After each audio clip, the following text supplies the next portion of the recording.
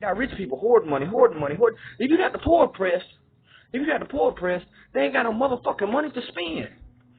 They ain't got no motherfucking money to spend. If you got the poor oppressed, they ain't got no motherfucking money to spend.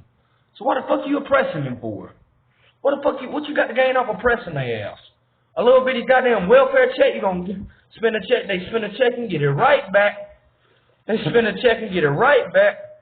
So what is it, 50% of Americans? 50% of Americans living paycheck to paycheck, they spend a check and get it right back.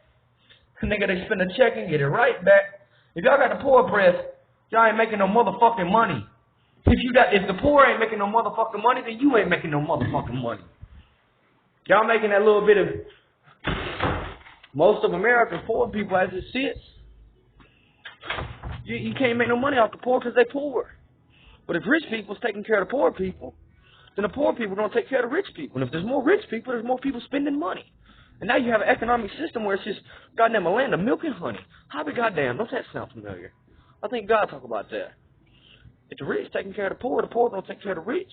The more money the poor got to spend, the more money they got to spend, the more money the rich gonna have.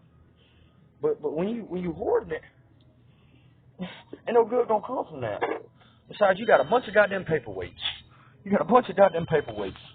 Fort Knox filled with gold, y'all just sit there and look at it like, I got some goddamn gold. It's a goddamn paperweight. Hey, you have a nice night, man. God bless. There ain't nothing more than I'll tell you what, man.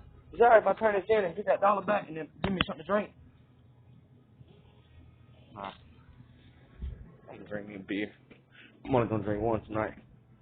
But I'm telling you, if you got a whole bunch of motherfucking money and then with assets, nigga, you can only live at one place at one goddamn time. Which you just buy a place for the goddamn view. Me personally, from my experience, I like sensations. I like sex. I like drugs. To me, and I observed that and thought like,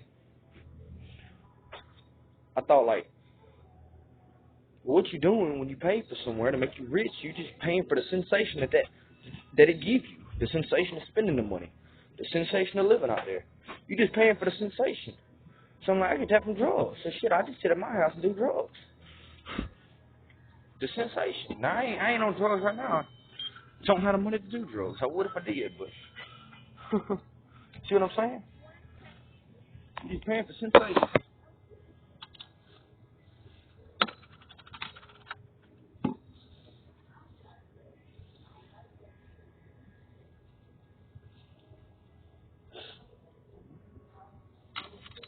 That's 150, 72.